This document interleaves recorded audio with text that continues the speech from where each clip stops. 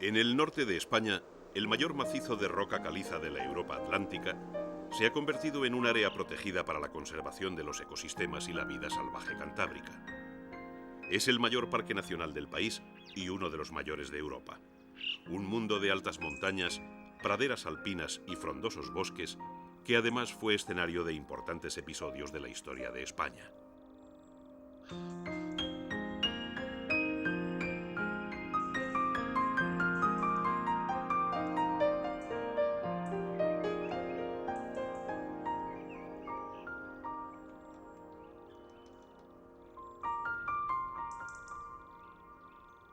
Los picos de Europa encierran diferentes ecosistemas. Los valles y las faldas de las montañas están cubiertas de frondosos bosques caducifolios que han sufrido la acción devastadora del hombre durante siglos. En sus orígenes debían formar una única mancha, solo aclarada en las cotas altas de las montañas, pero hoy ocupan un reducido 21% de la superficie protegida.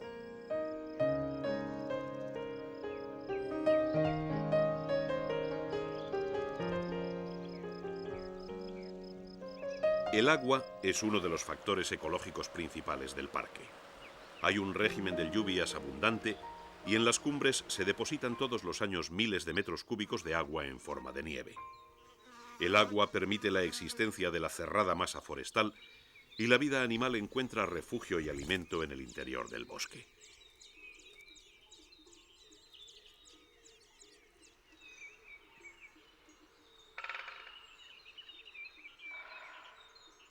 El Parque Nacional de los Picos de Europa ocupa 64.660 hectáreas que se reparten entre las provincias de León, Asturias y Cantabria. Se creó el 11 de mayo de 1995 como ampliación del primer parque nacional creado en España, el de la montaña de Covadonga, que obtuvo su nominación en el año 1918. Aunque la masa forestal es solo un reflejo de la que debió existir antes de los asentamientos humanos, en los bosques de picos de Europa se pueden encontrar prácticamente todas las especies vegetales de la cornisa cantábrica.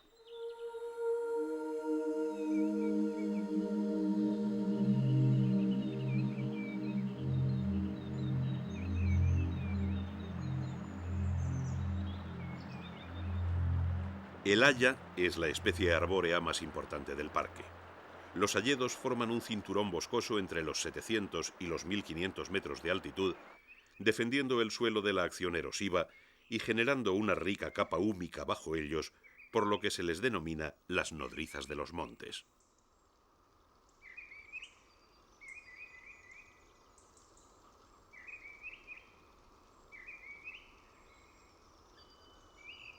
En los hayedos, las especies vegetales se multiplican.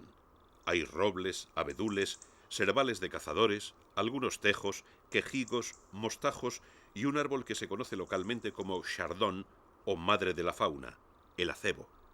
El acebo da fruto en invierno, cuando el bosque caducifolio ha perdido su hoja, por lo que se convierte en una fuente de alimento fundamental para algunas especies animales.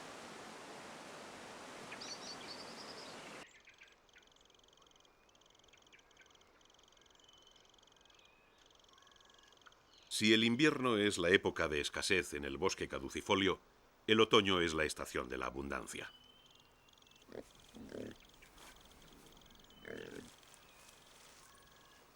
Los árboles dan fruto y los animales los aprovechan para acumular grasas que les permitan afrontar la estación fría.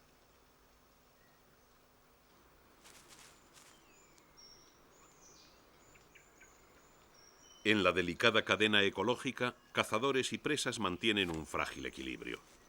Sin los frutos del bosque y su cubierta protectora, no existirían los primeros eslabones y por tanto no sería posible el desarrollo del resto de esta comunidad biológica tan rica en especies vegetales como animales.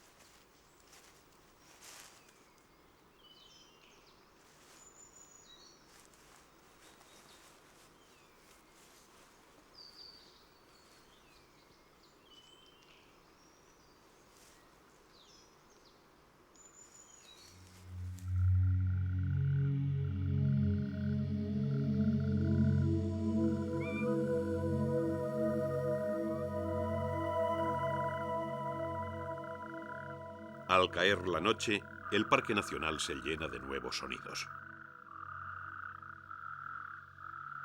En un área con tanta humedad, los anfibios encuentran un hábitat perfecto para desarrollarse y aunque en su mayoría permanecen invisibles durante las horas del día, la oscuridad nocturna les hace salir de sus escondites.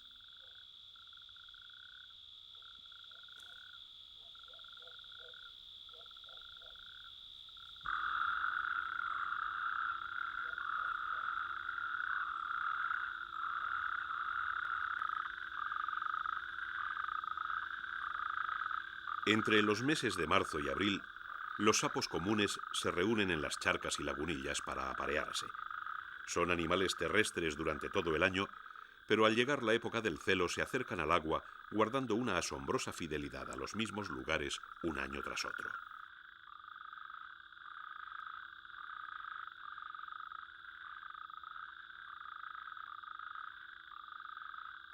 El acoplamiento es axilar y llega a durar de 8 a 15 días. Las hembras, que ponen hasta 7.000 huevos, harán la puesta en el agua, dejando un rosario de huevos negros que eclosionarán entre 15 y 18 días después.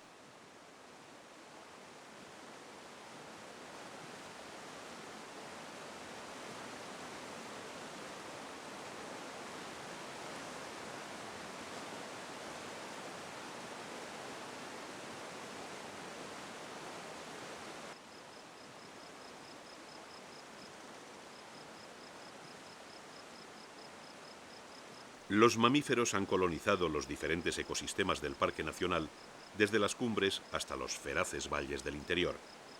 Los cambios producidos por el hombre en algunos de estos ecosistemas han mermado o movido las especies más especializadas, mientras otras, como el zorro, se han convertido en auténticos especialistas en la supervivencia.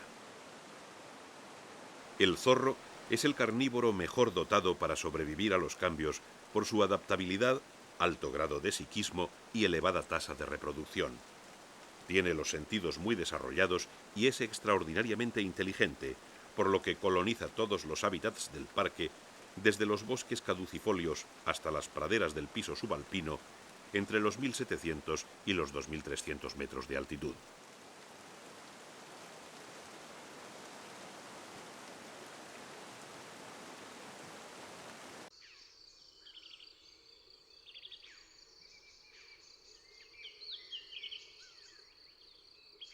La mayor parte de los grandes mamíferos vive o depende del bosque caducifolio.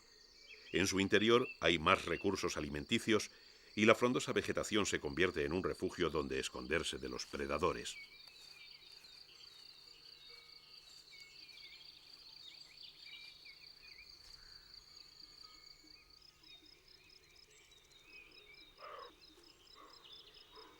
Los herbívoros, como este corzo, merodean con frecuencia en el límite entre el bosque y las praderas, aprovechando las hierbas nutritivas de estas últimas, pero sin alejarse del bosque protector.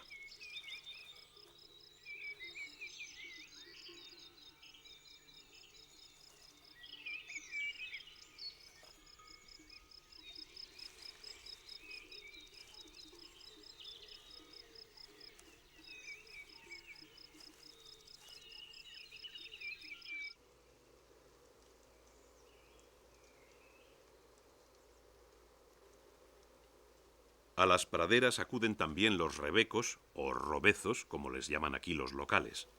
A mitad de camino entre las cabras y los antílopes, el rebeco es el dueño y señor de las cumbres cantábricas. En Europa hay 9 subespecies diferentes, de las que 2 viven en el norte de España, una en la cordillera Cantábrica y otra en los Pirineos.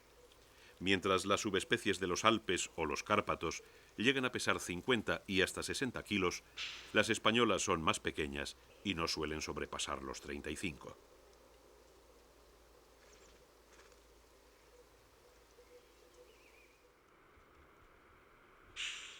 Mientras la mayoría de los herbívoros busca la protección en el bosque cuando se sienten amenazados, los rebecos, adaptados a la vida en las cumbres, huyen por los roquedos y se refugian en los escarpes donde ningún predador puede alcanzarlos.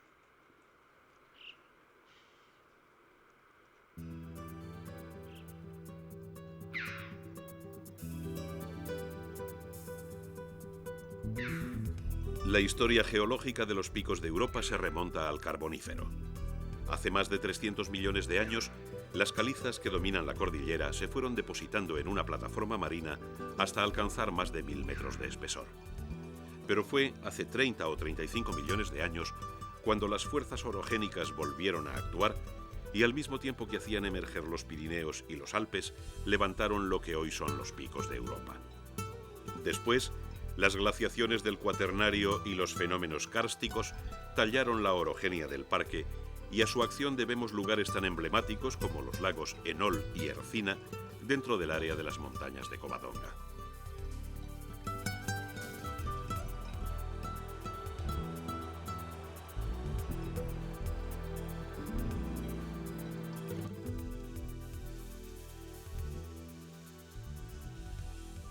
La última glaciación del Cuaternario se produjo hace 15.000 años y ya entonces el hombre prehistórico había ocupado estos territorios.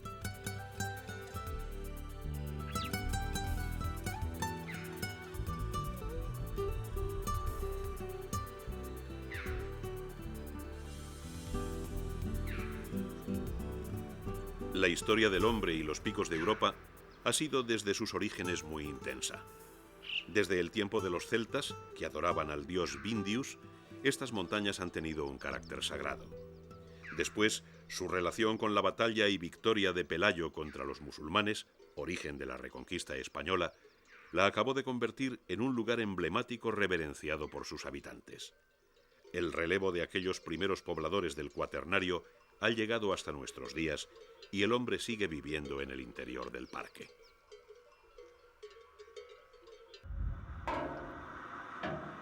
El pastoreo es una actividad que se remonta siglos atrás y que se sigue permitiendo dentro del área protegida. Los rebaños de ovejas lachas, de cabras de raza pirenaica y de vacas asturianas de la montaña se reparten las praderas, produciendo la leche que da origen a los exquisitos quesos artesanos de la región.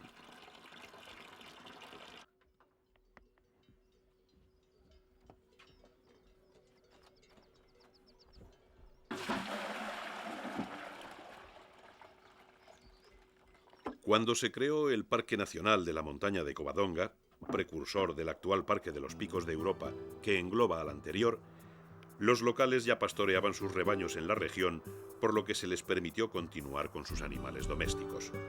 La presión del hombre sobre la naturaleza empezaba entonces a intensificarse. Los animales salvajes se iban refugiando en las áreas protegidas, mientras sus poblaciones disminuían en los bosques libres de regulación.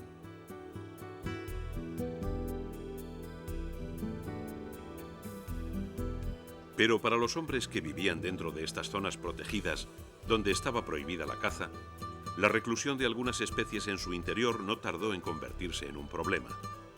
Para los agricultores, el aumento de herbívoros dentro de las reservas era un riesgo continuo para sus cosechas, mientras que los pastores y ganaderos veían con inquietud y temor cómo los carnívoros salvajes se refugiaban en las tierras donde pastaban sus rebaños. Entre estos últimos estaban los pastores de los picos de Europa. Porque dentro del parque, en los mismos territorios donde medran las vacas, ovejas y cabras domésticas, vive el más poderoso depredador de los bosques españoles, el lobo.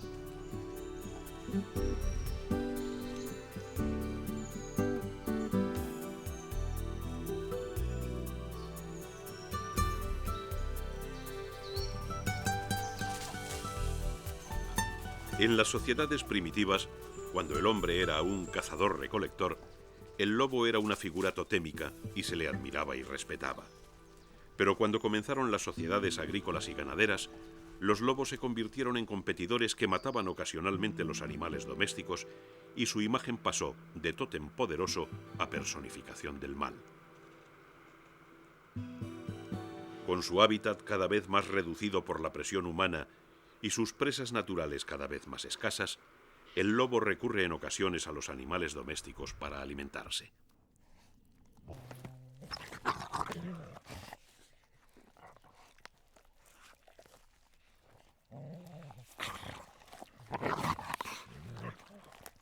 Para compatibilizar su protección con el daño que causa a los pastores del parque, la administración paga a los animales que matan los lobos, aunque es frecuente que se achaque a estos la muerte de ovejas y cabras provocada por el ataque de cimarrones, perros domésticos asilvestrados que cazan en manadas y no temen la presencia del hombre.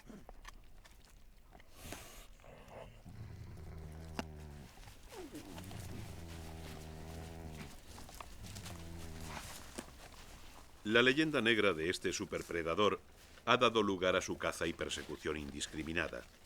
Hace apenas un siglo, los lobos se extendían por toda Europa. Hoy solo Italia, Portugal y España continúan teniendo al lobo entre su patrimonio natural.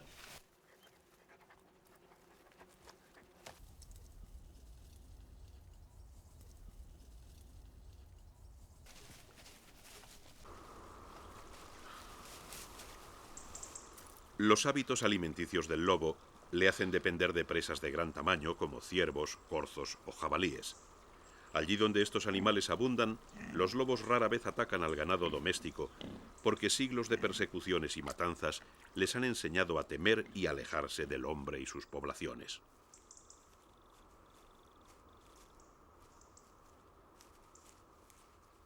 El lobo es una pieza fundamental en el equilibrio del ecosistema.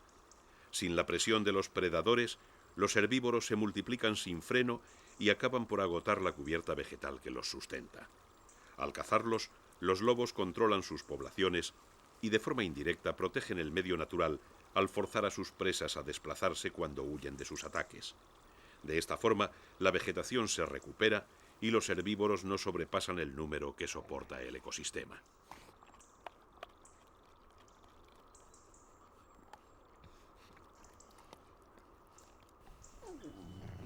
El lobo, además, hace una selección natural, eliminando los ejemplares más débiles o tarados, de forma que sanea las poblaciones de los herbívoros de los que se alimenta.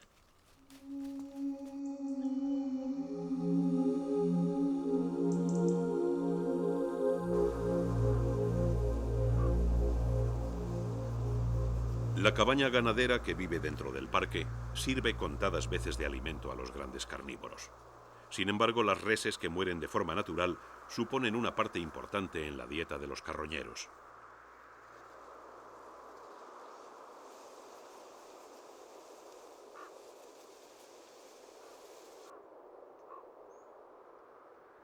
Cuando una oveja muere, todo un cortejo de aves necrófagas desfila por el cadáver.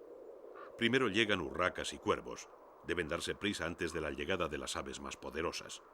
Después, los grandes buitres leonados y los alimoches no tardan en aparecer, alertados por la presencia de los córvidos, a los que ven desde el cielo a centenares de metros de altura.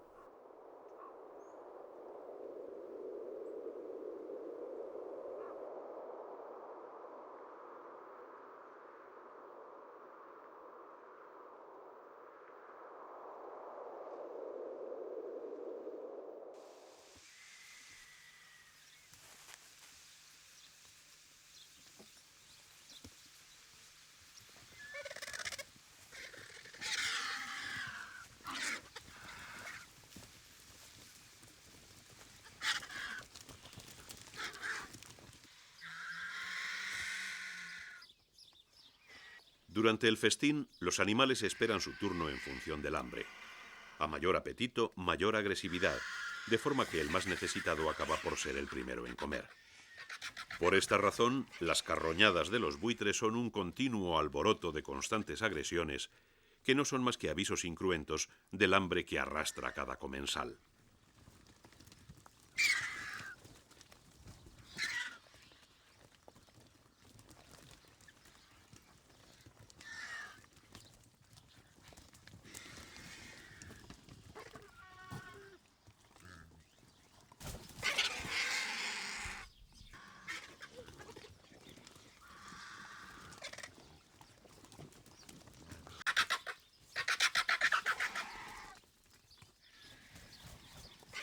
Cuando los buitres consiguen localizar un cadáver, comen todo lo que pueden, de forma que en ocasiones, al terminar, pesan tanto que no consiguen levantar el vuelo y deben reposar junto al animal muerto hasta hacer la digestión. En estas ocasiones, si ven aparecer algún peligro, regurgitan la carne ingerida y de esta forma, eliminando el exceso de equipaje, restituyen su peso y emprenden el vuelo poniéndose a salvo.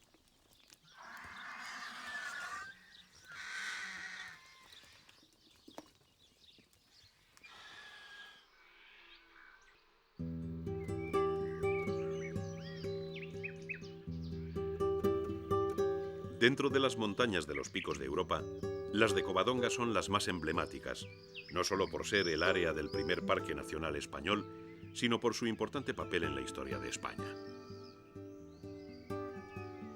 Según cuenta la leyenda, fue aquí donde el rey Pelayo venció a los invasores musulmanes, iniciando la reconquista cristiana del país.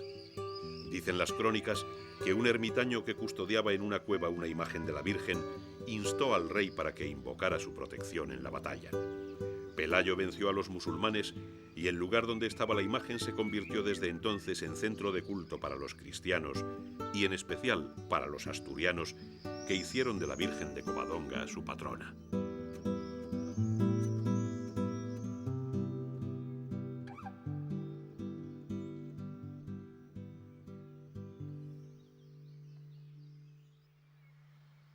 Hoy, en Covadonga, una basílica conmemora el triunfo del rey cristiano y a escasa distancia, en un cortado calizo, se conserva la cueva legendaria donde se reverencia a la Santina, la imagen de la Virgen patrona de Asturias.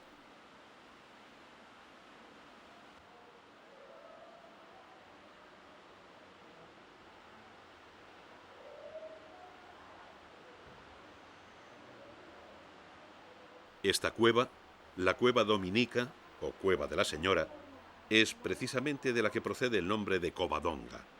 Algunas crónicas cuentan que fue aquí donde el ermitaño enseñó a Pelayo la imagen de la Virgen, mientras otras sostienen que fue el rey Astur el que la trajo para que le ayudara en la batalla.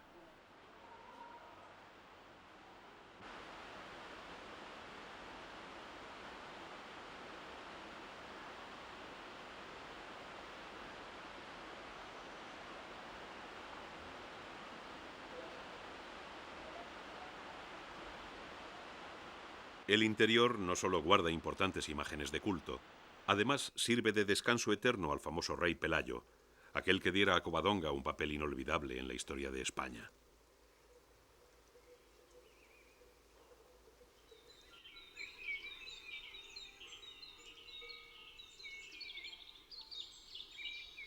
En tiempos históricos, los bosques de Picos de Europa contaban con una importante población de osos. El propio hijo de Pelayo, Fabila, murió cazándolos en estas tierras montaraces. Hoy, sin embargo, el oso pardo es el más escaso y valioso animal del parque.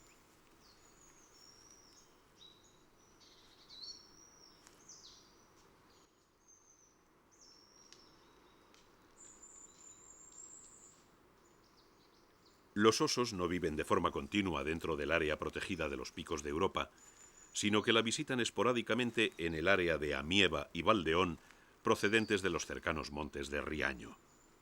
La población cantábrica de osos apenas tiene 20 individuos en su núcleo oriental y 50 en el occidental.